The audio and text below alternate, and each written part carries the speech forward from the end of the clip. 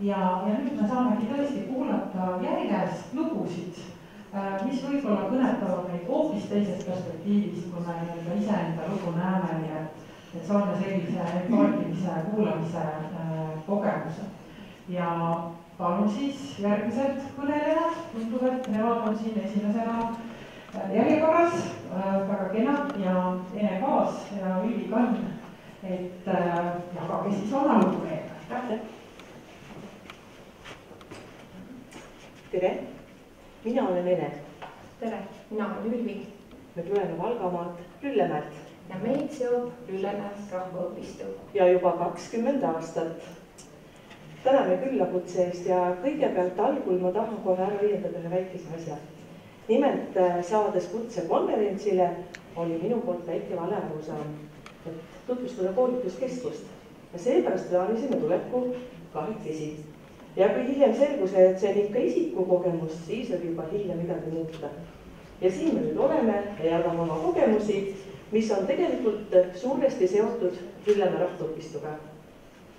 Koolitajal on vaja kogemust ja mida rohkem kogemust, seda rohkem haridust. Õppida saab teiste kogemusest, tuleb osata ja tahta teisi kuulata, peab oskama ja tahtma küsida, nii endalt kui teistelt. Ja ega see nii lihtne ei olegi, aga ikkagi on selle kõige kõrval suurim tähtsus hoopis elukogemusel. Sest just sealt tuleb elutarkus. Elukogemus tuleb elades ja osaledes ja jagades ning vastu võttes. Areng õppimise kaudu on olnud Lüllemäe rahvaõpistu motoks. 20 aasta jooksul oleme arenenud ise ja arendanud ka oma koolituskeskust. Mina sain oma esimese koolituskogemuse just jagades. Ja jagades seda, mida olin teada saanud, õppinud, kogenud. Südamelähedasemad on olnud mulle käsitöö ja kunstialad, kuid ka projektide kirjutamine ja juhtimine ja õppekavade väljatöötamised on olnud põnevad väljakutsed. 2007. aastal taotlesin ja sain andragogi kutse. Koolitusi olen läbi viinud nii projektide kirjutamise osas kui ka käsitööoskuste arendamise osas. Käsitöö on mind paarinud lapsest saati. Varakult õppisin ema juhendamisel kuduma ja heegeldama, lisandusid tikkimine ja õmblemine. 90-ndatel tuli siidimaal, portselanimaal ja nüüd on lisandunud piltimine, keraamika, masindustamine. Oma oskusi olen täiendanud lisaks koolitustel Eestis ka Soomes. Näiteks igasuvised portselanimaali koolitused annavad võimaluse keskenduda ainult maalimisele, lülituda välja kõigest muust ja ammutada endasse tundeid, mida hiljem oskuste edastamisel jagada teistega. Käsitöö on teraapia, üks eneseväljendamise viise. Ja tegelikult ei tea loomeprotsessi algul keegi, mis ja miks täpselt juhtuma hakkab või kuhu välja jõutakse. Aga kindel on see, et iga ühega, kes julgeb midagi luua, juhtub üksnes head.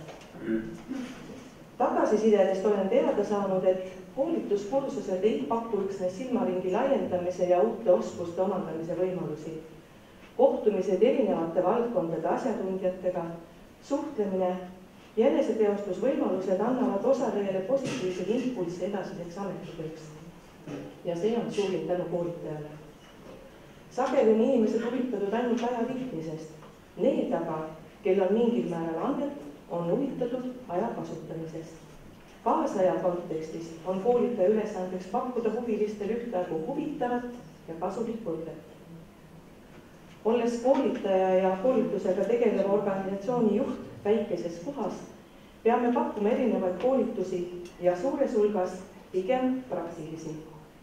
Leidma lahendus inimese tervisemuredele, aitama kaasa külaliikumises, koduvalla arenguprobleemide lahendamises või siis puhta looduskeskkonna hoidmises. Mina arvan, et hea koolitaja on oma ala fänn. Ta räägib lihtsalt, ta paneb kuulama, kaasa mõtlema ja arutlema. Hea koolitaja täiendab end pidevalt ja ei arva kunagi, et ta on tark. Nii püüan minagi end pidevalt täiendada, õppida teiste kogemustest, kuulata, osaleda ja jagada. Aitäh!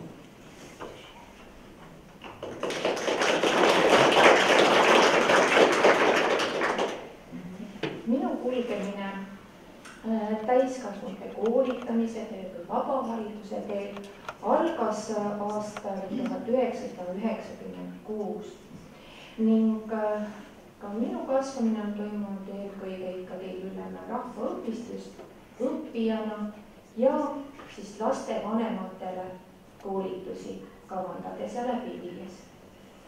Olen haridusteaduste magister, põhikooli mitmeaine õpetaja ja kui laste õpetamine on minu jaoks selline teadvustatud ja loomulik tegevus, siis täiskasvanute õpetamise ja õppimise teel olemist ma nii loomulikuks ei pea ja võib-olla isegi ennast mitte täiskasvanute koolitajaks, pigem proovijaks ja pürgijaks sellel teel.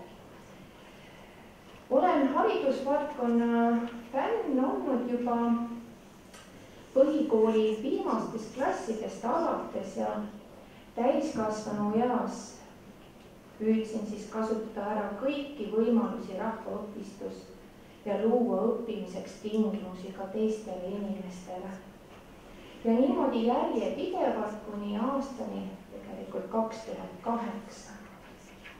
Soovisin, et paljud inimesed just nende haridusvaldkonna sügavamate tahkudeni jõuaks ja seda valdkonda paremini mõistma hakkaksid ja tundma hakkaksid. Kui peatselt sain aru, et ainult hariduslik taust ja huvi, isiklik huvi polnud need, mis mind Lüllemäe rahvaõpistusse siis lastevanemate koolitajaks tõi. Ma ei tea, kuidas suures linnakeskkonnas asjad käivad, aga maal väikeses kogukonnas kaasinimesi kuulates ja nendega vahetult suheldes saad sa kohe ju otse infot, et milliste teadmiste ja oskuste järele nendel inimeste vajadus on. Hariduse elu ju kulgeb ikka pidevas muutuses ja seega antud valdkonna koolitusvajadus oli ka meie väikeses külakogukonnas pidevalt olemas.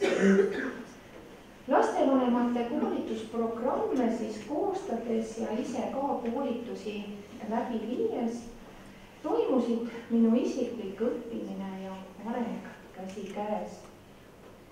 Ja kui algselt võib-olla õppisin ja kasvatasin tahet ja tärkas tahe uurida kõiksugu erinevaid valdkondlikke uuringuid läbi töötada, palju raamatuid lugeda, iseseisvalt õppida, et valdkonda mõista, siis tegelikult ma sealjuures väga palju püüdsin leida ka täiskasvanud õppija õppe ja õppija olemust ja eripära võrreldes just noortega, lastega. Leida ka algselt sobilikke metoodikaid ja muud sellist, mis siis tõesti sellist rikastavat mõjuks ja koolitajale kindlustunnet tekitaks. Seejärel tundsin suurt vajadust kaasamise järele ja koolituste läbiviimisesse hakkasingi kaasama eelkõige kolleege kohalikust koolist ja lasteaedadest, et ikkagi eesmärgiga seda kogemust mitmekesistada.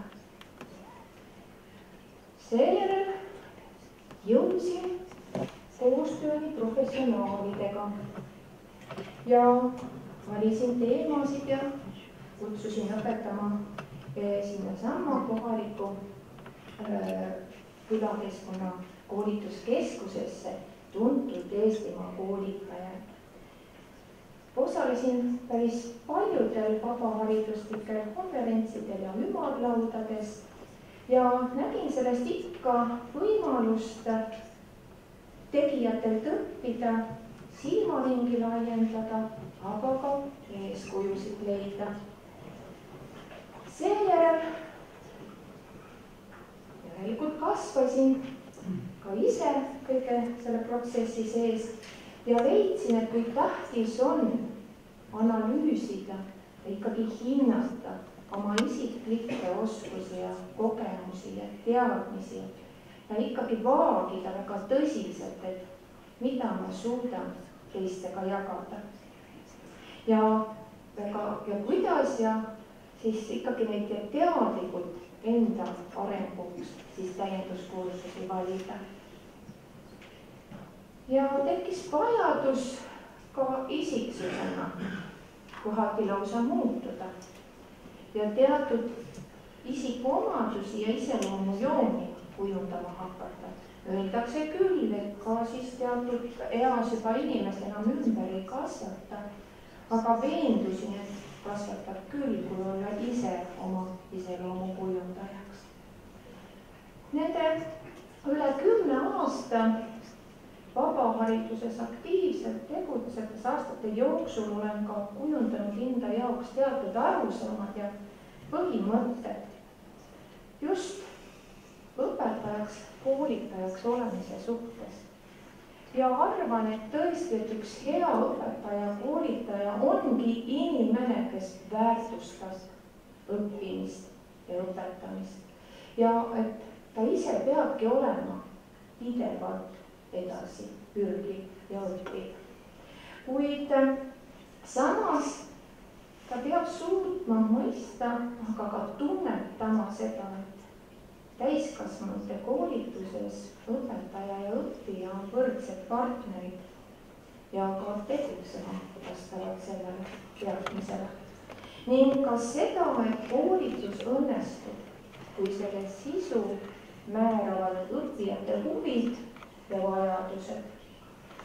Kuid elu teeb korrektiive ja olin ka mina ühel hetkel otsustamas. Ja endale selgelt aru andmas, et tegelikult, et ma ei suuda end ühtviisi hästi 2 rolli vahel valida. Olla õpetajaks üldhariduskoolis ja samas ka tegeleda koolitajana vabahariduses. Üks kippus natuke teise arvelt kannatama ja mina valisin töö õpetajaga, aga ka hetkel tunnen ikkagi südames seda, et ühel päeval, ma ei oska öelda, on see aastate, võib-olla 10 aasta pärast, olen ma siin tagasi, aga kindla teadmisega, et siis juba omandanud kutse, andragoogi kutse, et see ei ole ikkagi täiskasvanute koolitajaks olemine ei ole see, mida sa hakkad täielikult mõistma iseõppimise teel. Seda on tõesti vaja üheskoos teada saada, üheskoos õppides. Aga antud teadmisi ja kogemusi kasutan ma hetkel oma igapäevatöös ja samuti aktiivselt külakogukonnas, seltselu juhtides ja korraldades. Ja olen täielikult veendunud, et vaba haridus ja täiskasvanute õpe, et tänu nendele vaatan ma maailmale hoopis avaramalt ning minu siiras tunnustus kõikidele täiskasvanute koolitajatele. Aitäh kuulamast!